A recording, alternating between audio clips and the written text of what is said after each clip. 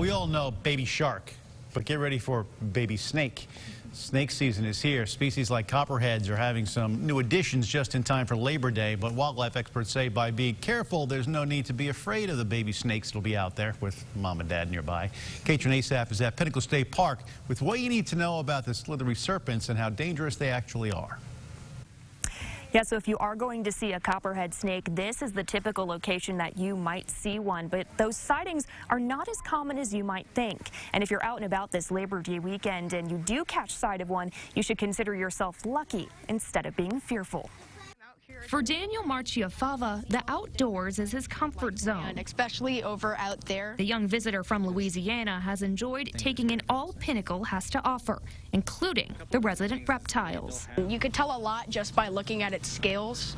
Daniel's on his way to being an Eagle Scout, so slithery serpents aren't one of his phobias. As a scout, I've kind of grown up seeing snakes. But for much of the population, that isn't the case.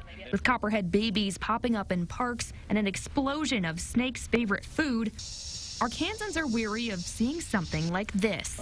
Interactions are inevitable. Matthew Friant is an avid defender of our scaly friends. He says although common, copperheads and other snakes like to stay hidden, and the best way to avoid their bite is to stay on course. Stay on path and just make sure you're watching out where you're placing your foot. If you do happen upon a snake, just leave it be. Wait. Do not approach it. Do not try to touch it or move it. As most snake bites happen when people try to pick them up. But they do happen, and venomous or not, you'll need to get help. It's advice Friant has had to take himself after his spouse stepped on a copperhead in her front yard. We immediately went to the closest hospital, and we got treated from there.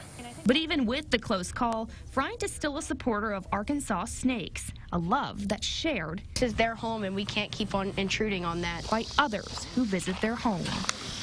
Now, for many different snake species in the state of Arkansas, there are many lookalikes, both venomous and non-venomous. So if you spot one, it may be difficult to initially identify what snake that is. We're going to have resources on our website, KARK.com, for you to best identify what animal you saw.